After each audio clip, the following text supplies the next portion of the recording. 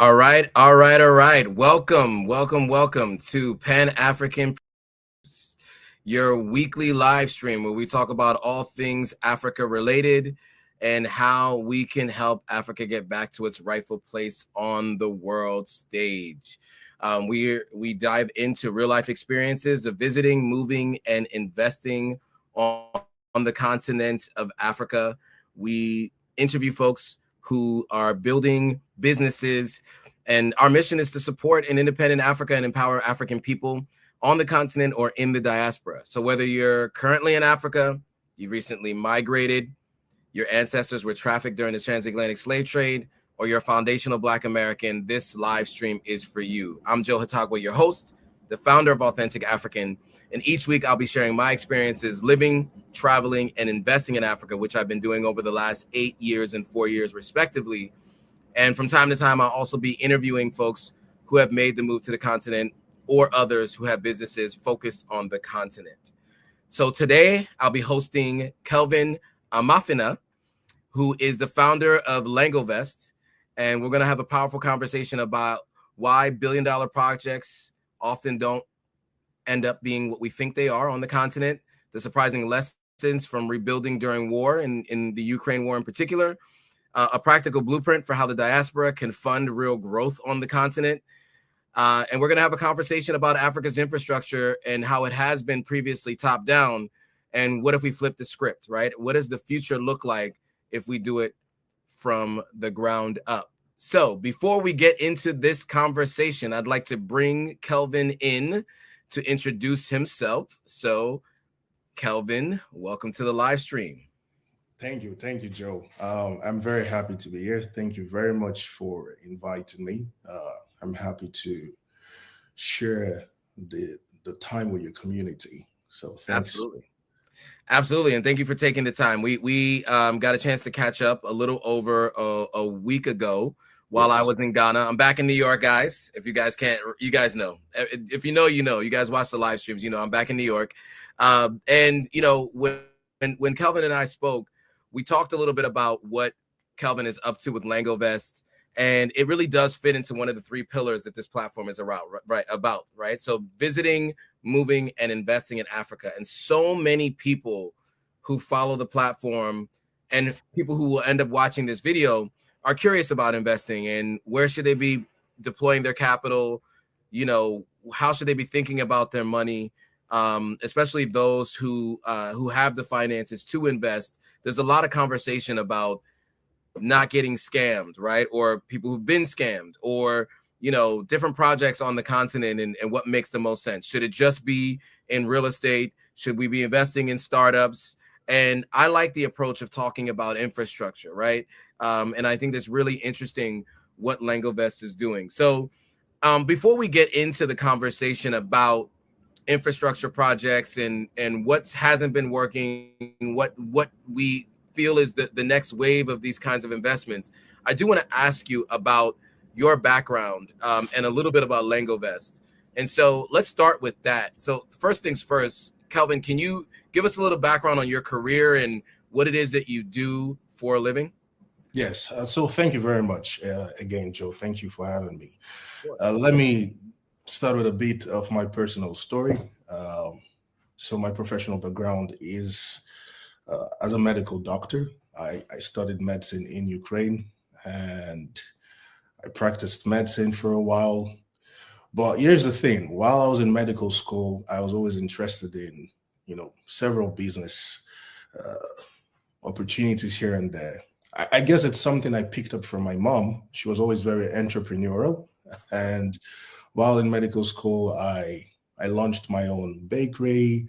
I don't know if you know agege bread. It's a bread that is being sold in Nigeria. And so identifying, it's a funny story, identifying that there was a need for this bread among students. I started my own bakery, and doing that kind of confirmed or gave me the confirmation that it was not just about having business ideas. I had a thrill from developing business from the stage of conception to a stage of having customers pay for it. So after medical school, I moved back to Nigeria. And while I was there, I started what would be the first version of Langovest. It was actually called GYSME, Grow Your Small and Medium-Sized Enterprise. And for some months, myself and my team, we tried to engage, although we did it on a smaller scale there, right? We tried to help business go digital.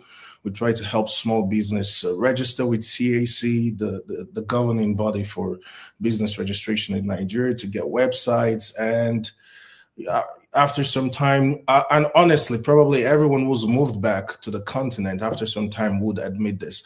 I guess I was not ready for the reality of things. And so the challenge is basically, and we're not able to meet the targets we had. However, that experience did leave me with a lot of lessons. But then the question was, how can I continue my profession as a medical doctor and my passion for business? And so I decided to go back to Ukraine and further my education to get a degree in healthcare management. And during the course of this time, while I was getting this degree, the war started in 2022. The war broke out and between Russia and Ukraine. And, Joe, I had firsthand experience in, I was able to see, I got a front row seat to see how Ukraine's infrastructure was under constant attack on a day-to-day basis. And so this over the last 4 years, especially with my background in healthcare management, where I had the opportunity to develop my skills as a researcher, project finance, developing different innovative models to finance different projects, systems design. I studied Ukraine's response. I studied how Ukraine responded to this attack on their infrastructure. And I started studying the whole topic of infrastructure very deeply to understand what really is infrastructure, because the truth is we do not understand how much role infrastructure plays in our day-to-day life until it's actually missing, or until we can see the visible symptoms of its failure. And this is what we saw in Ukraine every day, whether it was energy, transport, medical facilities, on the constant attack. And so one thing led to another, and I rekindled my passion for GYSME, but this time decided to start the company or the firm as Langovest. So that's basically a summary of how I got from medicine to right now starting Langovest. Awesome. And so, I want to talk about this a little bit. So, when it comes to infrastructure, in the United States, when we talk about infrastructure, we talk about fixing potholes, we talk about roads and bridges, right? And people might remember under the previous administration, there was a bipartisan bill that got passed into law, this Build Back Better bill, right? And it was meant to give some jobs and to talk about building infrastructure. And it was private-public partnerships around infrastructure. But it's just a word that people use. I don't think people are very clear on what infrastructure means.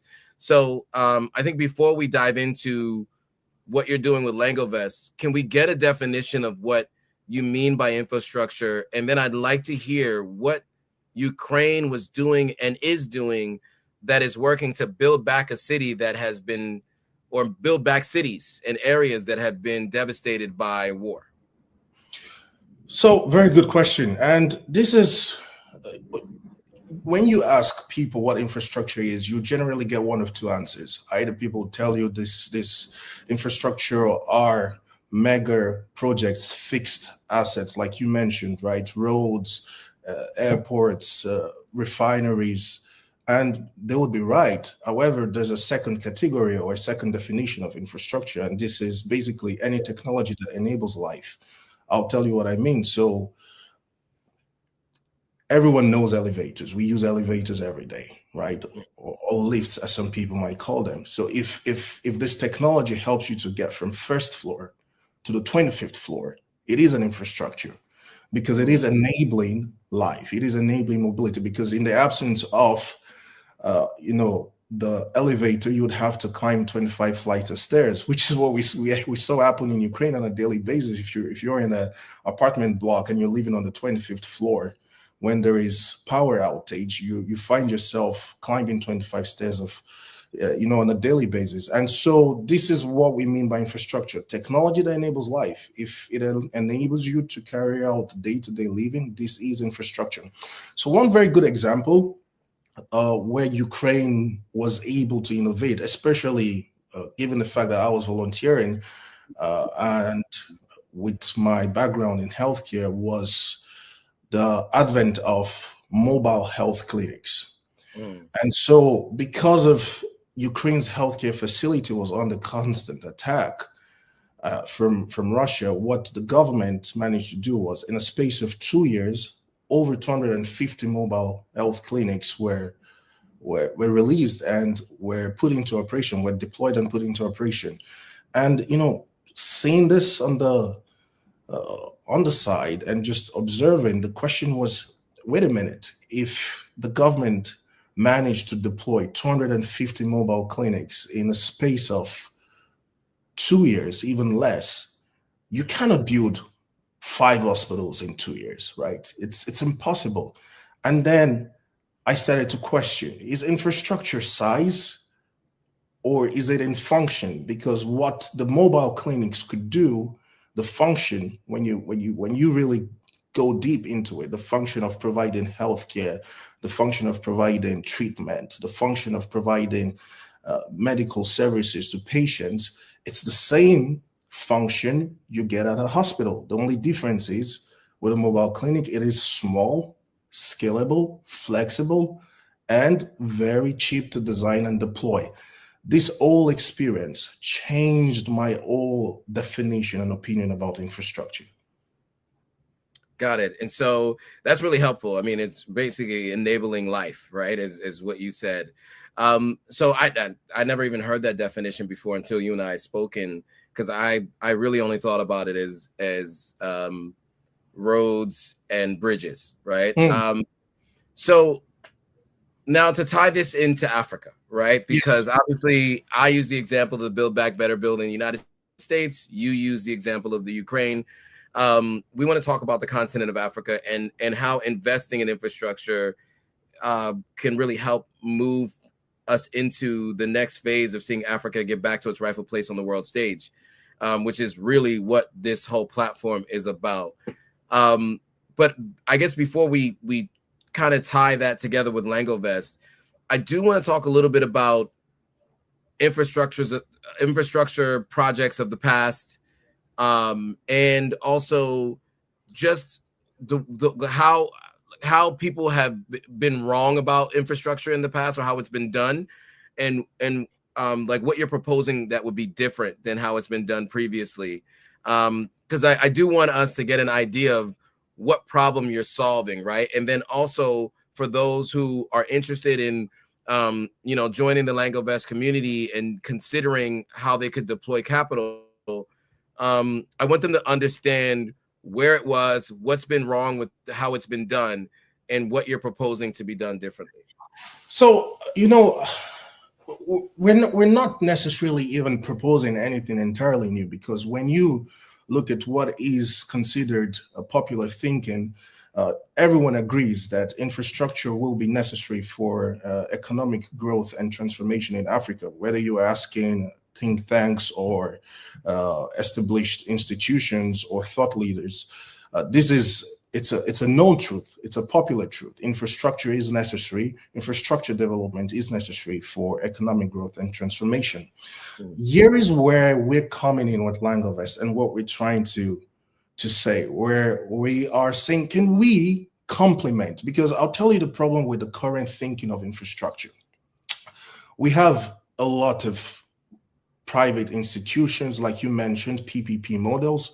They're already present. For example, China as a foreign government is very involved through FDIs in Africa, investing a lot in African infrastructure. However, there is a problem in Africa. The problem in Africa is we lack the political maturity. So the institutions lack the maturity to see infrastructure projects through. And so what you find out is a lot of infrastructure projects are extended over the time required because, yes, most African governments will go for the big infrastructure because they want to score political points, right? Your dams, your rail systems, your transport systems, they want to score political points. It's not necessarily because of development. And on the second hand, we lack financial institutions, right?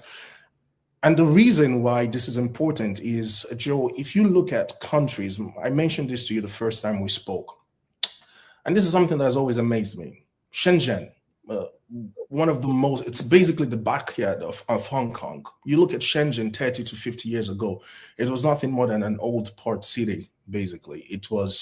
There was no development. It was actually called the dump yard of Hong Kong. But today, Shenzhen it's a marvel. It's a modern economic marvel. And you could see the same thing in Dubai. Dubai was an old fishing port city and over the years developed. And when you look at these cities, you can find three factors. Number one was political reform around ease of doing business, ease of investment. The second thing, so by creation of special economic zones, creation of special business zones in this country. The second thing was a massive capital investment, and then the third thing was innovative infrastructure technology. But the problem is, in Africa, we're trying to implement actions and implement infrastructure development policies that we do not have the institutions to see through. And this is where the question is, well, can we change our focus, or at least can we add to the question or to the conversation small, modular, scalable, flexible infrastructure? Not to compare, we still need the big infrastructure, we still need the big roads, we need the ports, but okay, can we focus on infrastructure that could be deployed in months rather than years? Can we focus on infrastructure that requires smaller investment rather than large investment? Can we focus on infrastructure that the private sector, especially retail, can be involved in rather than government and big financial firms? And I think the question that we're trying to answer is that, can we create a platform where we're focused on this type of infrastructure? And I think the answer is yes. Yeah, I think that's really great. I mean, just to recap what I understood of what you just said, and for those who are just joining, I think the challenge that we've seen previously and historically is, there's an election cycle every 4 or 5 years, right? And I can tell you, as someone who's lived on the continent through multiple election cycles, through multiple countries, there's always one big infrastructure project that is happening right at the end of the first term, right? There's a road being built, there's an airport being built, there's a bridge being built, an MOU for a bridge gets signed, right? And that almost always happens right at the end of an administration. They start the process. And to your point, many times it doesn't get finished because it lacks the necessary let's say resources to ensure that it gets sought and it goes through to fruition in a way that is beneficial for long-term use. And so I think this is interesting, the idea of smaller modular infrastructure projects that can actually be seen and done in weeks and months instead of many years.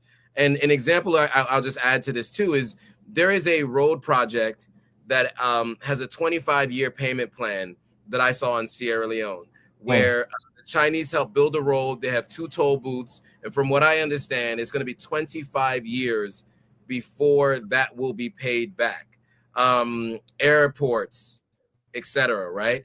And so I think in this instance, what we're talking about is smaller infrastructure projects that can be done in shorter amounts of time. Can you give some examples of what some of those more modular infrastructure projects are that could be done, as opposed to the airports, these, 50-mile roads? Like, what could be done in that time frame that can really help advance the continent, right? What kind of modular infrastructure projects are you talking about? Now, Joe, let me just make a very quick clarification that it's not in opposition. We're not trying to oppose the big projects. What we're saying is, can we share the burden, right? While the government is focused on those big projects, can the private sector, can retail step in and focus on smaller projects that have immediate impact on lifestyle living? So such example, like I already mentioned, for example, mobile clinics, where it would take 3 to 5 years to build a big hospital. One very good example I like to use is Lagos. Lagos is a city of 20 million people. I grew up in Lagos. And you have maybe 3 to 4 big hospitals serving 20 million people, and the rest are private hospitals. And it's not a surprise why, you know, healthcare is not up to the standard in Lagos. And so where you have mobile clinics that can serve different communities, can serve different types of needs, right? You can have operating mobile clinics for those who are not very familiar with medicine. You can have mobile clinics just for therapeutic purposes. You can have mobile clinics just for diagnostic purposes. That's for example. Another example of such project are water filtration machines, where you're rather focused or allowing the government to, through sanitation plans to provide access to clean water, like clean tap water to homes. You could have water filtration machines. We see this all across, Asia and Europe. Here in Ukraine, where I live at the moment, we see this all across European countries. There are, you know, water filtration machines that help people to receive clean drinking water at close proximity to their residential buildings. And so we can take the burden of the government, right? Another very good example I like, and this is to the point that such projects are already being operated in Africa. We just need to focus more. So one of such good examples are cold storage. So Joe, in Africa, we have a problem with, we import a lot of food, but we also have very, very huge amount of food waste, right? So you have crops that farmers harvest go to waste. I think the amount quoted is $3 billion per year. And so there's this, operator in Nigeria. They're called Cold Hubs, and we're following them. And they're one of the projects that we featured on our platform right now, one of the first, because we're focused on agriculture at the moment, technology around agriculture. And what they do is they've set up points around the market so that when farmers come, they can leave the crops and extend the life cycle of such crops. And so now, if you want to sell as a market woman, you just go to this point. You have your own storage there, just storing it for you. You're paying per month, and you can get your crops out and sell. And so, the innovation can really cut the food wastage, crop wastage by 30 to 40%. We're talking $1 to $1.2 billion a year. That's a lot of money that can, enrich farmers and help them to even improve their business. So there are a lot of projects that are being operational. And so the idea is you have them small, they're flexible, and they're scalable. Yeah, I like that. I think that's really useful to give some of those examples. Now, one of the questions that somebody asked is, how are mobile clinics going to work if the roads are so bad? As you mentioned, this is meant to be complementary to Yes. what is already happening. And obviously mobile clinics will only work in areas where roads make it available. But let me take a step back. Some of these mobile clinics actually can operate in certain regions, but in an area where people can still get to them, right? And so, even if you're in a rural area that doesn't have the greatest of roads, it's easier to get to a mobile clinic that's closer to you than to go all the way to the capital city or another city. So I think to answer that question, a mobile clinic is also a clinic that just is something that can be built without building a large hospital, but and can be in places where it's a little easier for people to get to. So I don't know if you had any other thoughts Yeah, yeah. to Joe, let me just add to that. So again, we're not trying to oppose. So let me paint a picture, right? You have one general hospital in a community serving 200,000 people, where in under normal circumstances or under current circumstances, this hospital is understaffed and uh, overpopulated in terms of patient visit. What you could do is have mobile clinics that offer just therapeutic services, and you reduce the dependency on these general clinics. And so patients only go to the big hospital when they need special care, or when they need care from specialist doctor. But if it's just from their GP, or if it's from their primary care physician, they wait and there's a schedule. You see when the mobile clinic will be visiting your clinic. And this is something that this type of projects, we don't need to wait for the government. We don't need to wait for African leaders. We can take initiative and we can take agency. Well put. And so you mentioned that we don't need to wait for the government. We can take agency and initiative. So what does that look like in terms of what Langovest is doing? I want to understand what exactly you are proposing with Langovest, and how can people begin to take part in this? So we are rolling out in two phases mainly. We're in the first phase, right? And phase number one is to build a knowledge base. And what we're doing is our proprietary scoring system is built based on what is publicly available there, right? We have S&P and we have Moody's. These are, credit rating systems that already, just like I said, we already have actual infrastructure invested in Africa. So you have institutions like Old Mutuals and private equities that already invest in infrastructure projects. And what they do is they actually rate projects before they commission them. And so what we're doing is we're building our own proprietary score, Langovest. We're taking all publicly available information.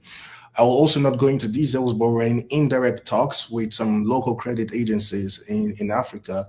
What we want to do is build a score where, based on our score, investors will be able to take investment decisions. So right now, well, you cannot invest on Langovest or using the Langovest platform. What you can do is you can see featured projects.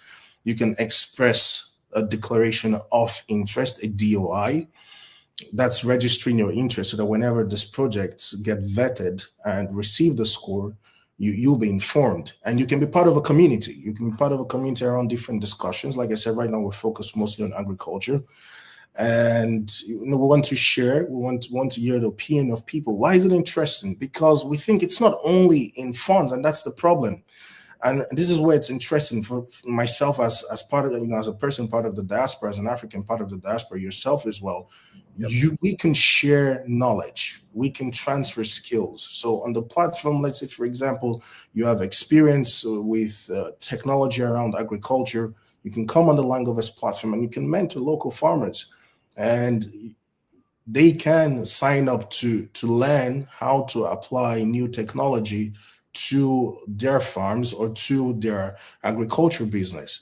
So right now on Langovest, we're focused on community, we're focused on knowledge, and we're focused on building that foundational base. Phase two, once we get all the required license and once we've fully developed our score, then we'll give our users the opportunity to invest, because we're very compliant, conscious, and we want to make sure that we follow all due process. Awesome. And I wanted to pull up the site, but for whatever reason, it's not showing the site that I wanted to show. By my challenge with this platform is the there we go. So you mentioned that you guys are you're focusing on you're able to show your interest now, right? So I think you mentioned there's 15 projects already, and you've already collected over 1,000 DOIs. And so you already have a couple of score sectors in place as well. So You know, and we'll talk about this in a second, but I just wanted to pull that up while you were talking, just so people know that the site is live. So now let's talk about that. So, you know, I think one of the things that I thought was interesting is you're starting by asking people first what they're okay. Actually, before I get into that, there is a question. What specific country or countries are we talking about investing in? That was the first question, and I'll get to the next one. You know, what's interesting is I read an article today that said the reason why a lot of businesses do not scale past their local country where they start, why you have several startups start in one country and they're not able to scale, is because Africa is very, very diverse in its laws. You can have a business be successful in Nigeria, and you take it to Ghana and you're not successful because the laws there are different, unfortunately. Or you can have a business be successful in Nigeria and it's not successful in Sierra Leone, for example. Right now, we're focused on Nigeria for obvious reasons, because that's the country where we see the most robust innovation. That's the country where we see the most application of new technology into different sectors, especially, like I said, agriculture. And so we're focused on Nigeria right now. And also, you happen to be Nigerian as well, right? Of course, I happen to be Nigerian, so yes. Yeah, the connection to the country. Okay, so that leads to my next question then. So, and my question really is just about, you know, the idea of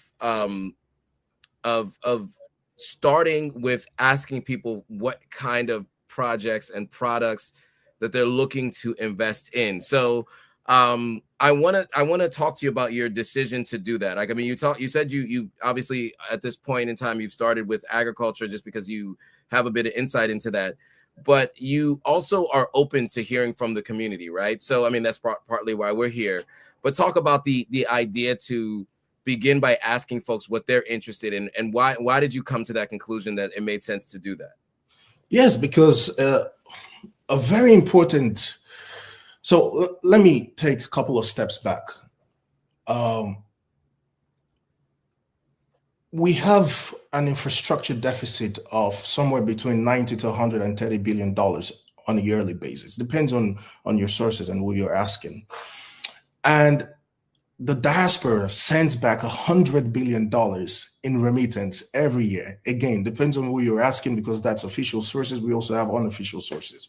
Yeah. And so it's a problem that already has a solution. It's just that we're not looking in the right place, because when people say there's no money to invest in Africa, I'm saying, okay, well, the diaspora sends money back home, and the information is 80 to 90% of their money goes into, consumption, family emergency, and most times informal investments such as real estate, which is safe. I understand. We spoke about this last time. Real estate is safe investment. It's stable. However, it does not drive economic transformation. And so the mission at Langovest is because we really believe that infrastructure development can lead to the industrialization that Africa desperately needs for us to be on the same level, or at least to be moving towards the level as our counterpart continents like in Asia and the Middle East. We've seen this in different cities. We've seen this in different countries. Infrastructure development will drive economic transformation. Now, why is it important for us to hear from the community? Why is it important for us to understand what they want to invest in? Because we believe that the diaspora will play a very important role. And so we don't want to impose, we want to ask, where are you looking at? What are you interested in? Again, because it's not just only about the financial investment. It's also about the investment with skill, with knowledge, and with their time. Because if, and I'm using myself as a point of reference, I believe, and I have friends as well, we were talking about this before we went live. People want to return back home. You want to return back home, you spend 10, 15, 20 years. It's not just only to go home and, receive investments from real estate. I think a lot of people, even in their late 60s, would want to be able to be involved somehow in the continent. And so think of it like before you eventually retire and return back home, you're directly involved in a particular infrastructure project. And when you go back home, you have something to even do. You have something you could be directly involved in. And so this is why it's important for us to listen to what people want, because then there's a continuation. You can invest your money, but at the same time, you can invest your knowledge. And at the same time, you can participate should you decide. So for example, there are a lot of people interested in farming. You can start investing in farming. You can start developing technology around the sector, and say 5 to 10 years down the line, you decide you want to move back. You already have something to do once you get back there. And it's out of your interest. It wasn't imposed on you. All good points. So we had a couple questions from IG that I wanted to get to. So those of you watching on Instagram, I appreciate your patience. You guys have been sticking with us. With IG, I can't put your comments up on screen, so I have to copy and paste them. So there were a couple of questions that came from Instagram. The first one is from Raphael SNA, and the question was, wouldn't it be faster to develop the company if you started from an urban environment instead of rural one, as you're suggesting? I think they might be misinterpreting what your thoughts are. Yes. But can you answer this question just so that they can understand exactly what you're doing? Yeah, let me just clarify. So I think this person is talking about the mobile clinics example. Right. So what we're doing right now is we're building the intelligence layer to help investors make investment decisions. And so you have different operators, whether in the rural area, whether in urban areas operating. And so we don't have necessarily a filter. As far as, again, we're going to vet projects, we're going to give you a score.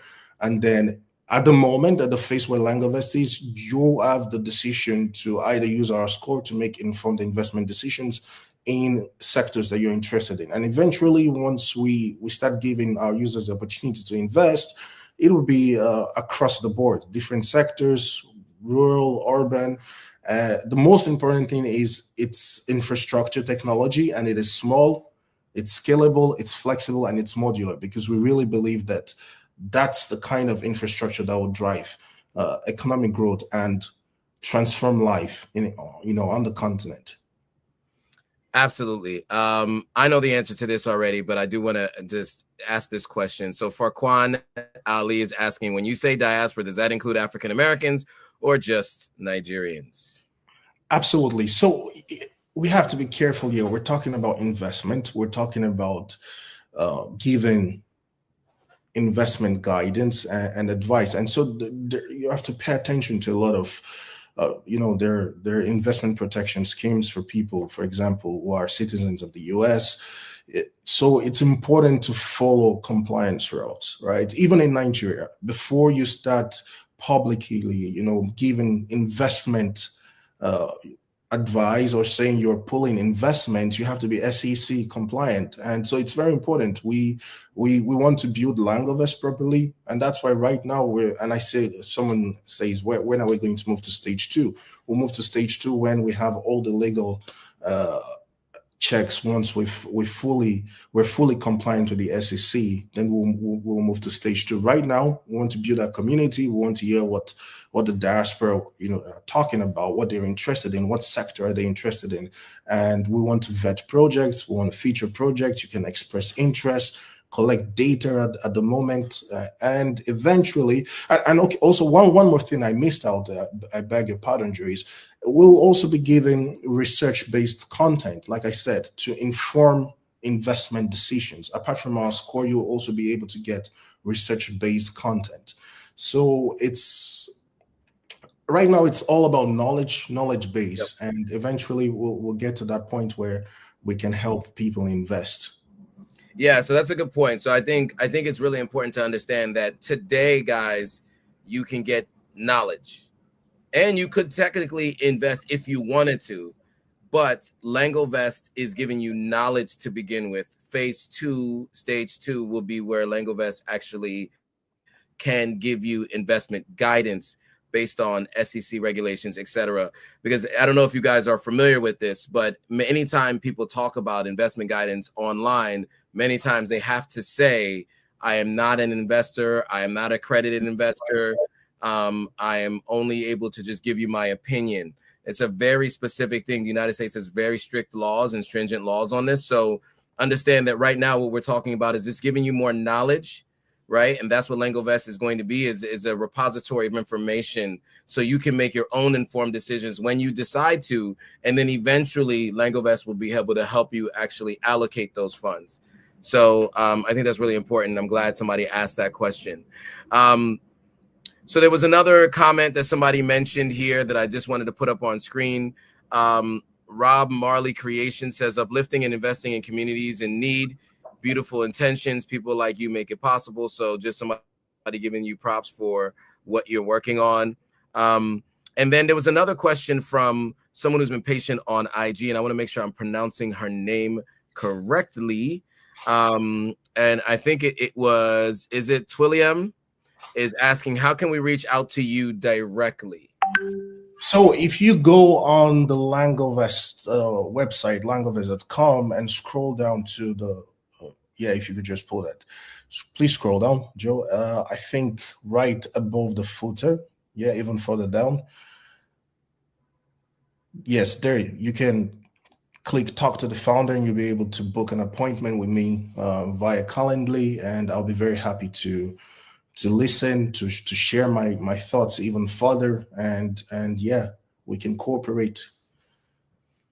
Awesome. And then and I guess the other call to action for folks now too is I know that you want to hear from folks, right? You want people to be able to talk about what you're interested in, what you're interested in investing in, what you want to hear more about, so that you guys can start to do some of that information sharing.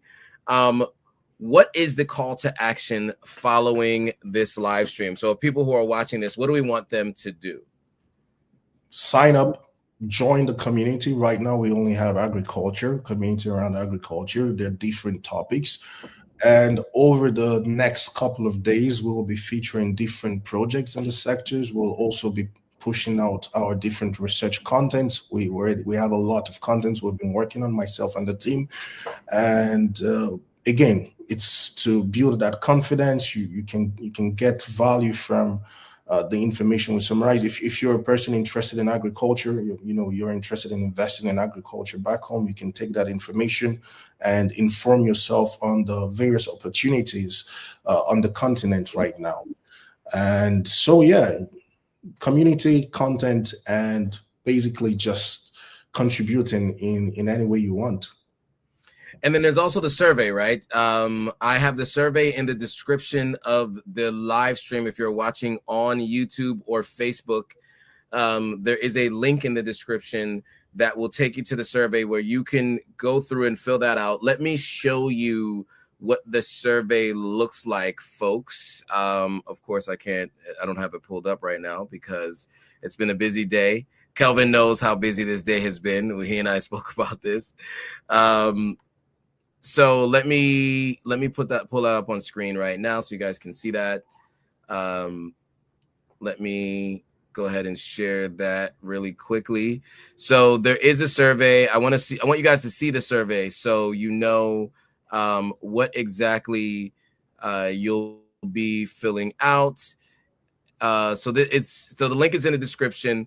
I went through this in the promotional video I did on Monday, the normal live stream time. But it asks you where you're located, what country you live in, how you describe your connection to the continent, a bunch of different questions here. It's about a 2-minute survey. It doesn't take long to fill it out at all. And then you want to go to the site and sign up so that you can get regular updates, and then you can be abreast of all the different companies that Kelvin and team are looking into. There's a couple of other questions that we have here, so I want to get to those. Farquan Ali says, what business you think will be lucrative one in the, do you know how to pronounce this area of Lagos? Sorry, I don't know how to pronounce it. Badagry area of Lagos. Badagry area of Lagos. Now, again, this is It's not SEC certified for investment advice or business advice, but as someone who is a Nigerian who lived, you lived in Lagos, right? Did you live in Yes, Lagos? yes. Born and brought up in Lagos. I'm Lagos in my blood through and through. There it is. So this is just your opinion, right? But they're asking that question of what business would be a lucrative one in Lagos. I have some ideas, but you can please. Not investment advice, but not investment advice, but water filtration. Lagos, it's quite interesting that in Lagos, you still have problem with clean drinking water, right? And there are a lot of places, Badagry being one, Lekki area, Ajah being one, and they don't have access to clean drinking water. So uh, that's one business idea I can give. Yeah, absolutely. And I mean, there are many different business ideas. I mean, one of the things that I would say is it because Lagos has so many people, there are more people registered to vote in Lagos than there are in New York City. In New York City, there's about 8 million to 9 million people in New York City. There are 9 million people registered to vote in Lagos, right? So just to kind of give you guys an idea of the amount of people. One of the infrastructural challenges is light. So, and there are an abundance of solar companies in Nigeria and the country and in Lagos in general. But you have so many people that you can really, there are so many businesses in a country like Nigeria and in Lagos that you could start that you will not run out of customers. There's no such thing as what's the word I'm looking for? Saturation in Nigeria. Over 200 million people in the country. Lagos has 20 plus million people. So, you know, I would say get on the ground first, though. Make sure you're living in country. You can see what the competition looks like. You can see what problems people are already solving. Talk to people on the ground before you start any business on the continent. But I would specifically say in Nigeria, because you want to make sure you understand the lay of the land before you start any business there. But just keep in mind those numbers, though. Those numbers are really important. Go ahead, please. If I could just add to what you said, it's quite funny because my team we researched one business last week and I was quite amazed. So what they do, and folks can check it out. It's called Rescue X. Very interesting. What they do is they set up different hubs for fuel delivery and for people to come. So we know that generators are a big part of households in Lagos, and so you could some people do not have the time to directly go to the fuel station to buy fuels to power their generator, and so they've tried to set up different hubs in different locations, and I really thought that was very interesting. Which I personally don't like this project because I don't think it does well for the overall community. I mean, there are a lot of accidents that could happen. Not to make their it's not bad PR for their business, but from a business point of view, it makes a lot of sense, and it falls actually under the category because what they've done is they've taken a fuel station that is big and fixed, and again, this is to drive home the idea so that folks can really understand. When we say small, scalable, flexible, modular, and they've broken it down where you don't have to now necessarily go to one point to get fuel, it can come to you, or it's at least now closer. And that's the same logic and idea behind the mobile clinics. It's the same logic and idea behind the water filtration machine. And if we start, which is what we're trying to do, just to drive home the point, what we're trying to do is change the logic behind infrastructure. Can we think about infrastructure differently? Can we start seeing infrastructure from that lens? Because there are already people doing stuff like that. If we just make it front and center, maybe we could innovate even further. I mean, there are a lot of sectors. There it is. Self-Care Agent says, God bless you and the work you're doing. Have a great day. Shout out to Self-Care Agent. So yeah, I mean, look, and Dr. Edu has reposted the stream. So shout out to her. I know that is a Nigerian name. Is this where is this from? Is this Omolola? Is that she's Yoruba? Is that Yoruba, yeah. Omolola is yeah. Okay. That is a Yoruba name. I don't ever want to mess it up. I always try to guess if it's a Yoruba Igbo name. So I think it's super important. I think for all of you guys who've been on the platform, have been going back and forth to the continent, and have been thinking about how you want to invest and where you want to invest. And the reason why I liked what Kelvin and his team are doing at Langovest is they want to at least share what is out there, what's available for you to at least gain some insight and knowledge of the space, right? And smaller scale projects. There are so many people talking about tech investments. Those guys are looking for $2 million, $5 million, $20 million investments. Single individuals are not going to be able to invest in those businesses, right? Those are going to be up to the private equity firms, the venture capital firms. And it's just not going to be feasible for everyday people who are watching this live stream to be able to invest in. And so how can people invest, right? And I have been always asking that question myself. People have been asking me that question. And so I thought it'd be great to have you on, Kelvin, because you're talking about those small scale investments that people will eventually be able to do through you. But in the meantime, some things that they can do research on if they so choose to decide to take some action on their own. You'll at least be able to give them insights and information into the companies that are actually making those strides to get Africa back to its rightful place on the world stage. Before we go, do you have any final thoughts that you want to give to the folks that are watching? And of course, as always, almost an hour in, a bunch of people just joined. So those of you who are just joining, we had a great conversation with Kelvin about Langovest infrastructure and all of the above. If you guys want to hear more about that, you can go back to the beginning of the live stream and watch that. But yeah, final thoughts from you, Kelvin, for the folks that have watched all the way through. Yes. So first of all, thank you again for having me, Joe. Sure. I believe that one of the solutions to Africa's underdevelopment would be robust infrastructure development. And my experience in Ukraine allowed me to see that infrastructure doesn't have to be big and fixed assets. It can be small and scalable, flexible, and modular. And this requires a paradigm shift. It requires a change in thinking, because most people would not even describe infrastructure the way we see infrastructure now.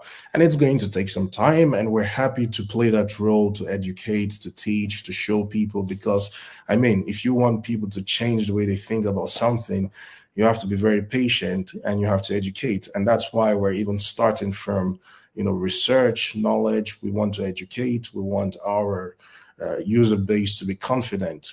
And we believe that once there is a understanding that infrastructure is not something that has to be left alone for the government to design, develop, and finance, that we, the private sector, the retail, we can partake in it, then it's just a question of how can I do it in a safe and secure way. And that's where our Langovest score comes in, where hopefully with the score, you'll be able to make informed investment decisions in infrastructure across various sectors. So Yeah, right, I employ everyone to please join, sign up to Langovest, come and be part of the conversation, come and help us build. We don't want to build this apart from the diaspora. We want to build together. We want to listen. We want to hear what you need to make you confident to make investment decisions. That way we can build tailor-made resources that will help inform you for your investment decisions. Absolutely. And I will say, for those of you who just joined on X, shout out to Dr. Omalola, who just reposted this on her X platform, because a bunch of people just joined from X. So I just sent the poll and the survey as a reply to this live stream. So for those of you who are watching the live stream on X and you're interested in learning more, click on the poll that is just underneath the live stream video. You'll see it on my page. You'll see it there. I'll also put it as a comment, I guess. Actually, I did do it as a comment. I did it as a, I don't even know how to use X. It's been a million years since I used X. So, but you'll see it there. It's right there just beneath the video. So, those of you all who stayed this long, I want to thank you again for watching. If you haven't already, make sure you subscribe, you follow on all platforms, Authentic African, everything Authentic African. We're across every single platform, including X, aka Twitter. Make sure you head over to langovest.com, but also make sure you click on the link in the description of this video and in X or wherever you're watching as a reply to this video. There's a survey. We want you to fill out that form, and you'll get on the email list as well for any updates from the Langovest team. And if you know anybody who's interested in investing on the continent, who's thinking about these things, anybody you've heard have these conversations, make sure you share this video with them through whatever means you normally do. We see a lot of people sharing them on WhatsApp, so feel free to share it that way. And then lastly, Kelvin, I want to thank you for taking the time to join. Some people are asking if we can take some final questions. So Yeah, okay. So there are some additional questions. All right, so we will take some final questions if that's okay with you, Kelvin, since more people are joining and more questions are coming in. I mean, yeah, you're the one who's had a crazy day, so yeah. I mean, it's 1 a.m. here, but I'm ready to go, so no problem. Okay, it looks like there's just a couple more questions. Somebody who asked for taking some final questions. I want to see some of those questions, but this question is about you talking about your doctoral experience. We don't have to spend too much time on that because that is not really related to this discussion. Yeah. But I think they need to know that you're an actual doctor, a medical doctor, right? So maybe you want to speak to that to some degree, I guess. By the way, folks, just look right behind me. That's my certificate. If I don't know if it's visible. In any case, I specialize in infectious disease, and so again, it's something it's a question I have to answer. First of all, I had to answer the question with my parents and my folks. But while I was in medical school, like I said in the beginning, I was always interested in business, and so yes, I finished medicine, graduated. Got my degree and decided to go back practice for a bit, like internship, and then also started GYSM, the first version of Langovest. When it failed, I decided to come back to Ukraine to further my studies and qualification in healthcare management. And so, yeah, ever since I've basically after my degree, I've just fully focused and devoted myself to Langovest. I have a couple of volunteer projects here that I do in Ukraine that I still help from time to time, which also informs my experience, but I don't know how related it is. It's something eventually, I eventually plan to go back home, hopefully within the next couple of months. But we're getting very, very good experience. And so one of the things we're even seeing in Ukraine, I forgot to mention this, is modular structures. I will not go into too much details, where they're building prefabricated parts of the hospitals and they're attaching it to hospital buildings. And so that's a project right now that I'm actively volunteering in and also gaining a lot of experience. There you have it. So, some of these questions are not specific to this conversation, but I mean, one of them, I think this would probably be worth like a, AI search. But somebody asked, what percentage of Nigerians abroad desire to leave the West and go back to Nigeria to invest and to live? I'm not sure that's a question we can answer here. I think that but I do think a simple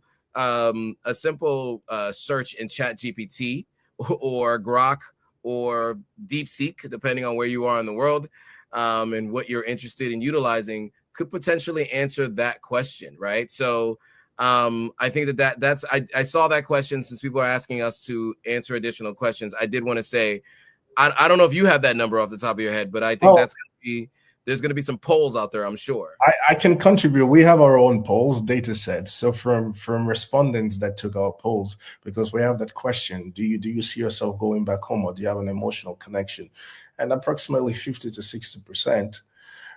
But it's also important to notice that it depends on the age, right? So this is mostly for young people between 20 and 40 years. I think people already in their 50s or 60s are free to go back home and start all over again.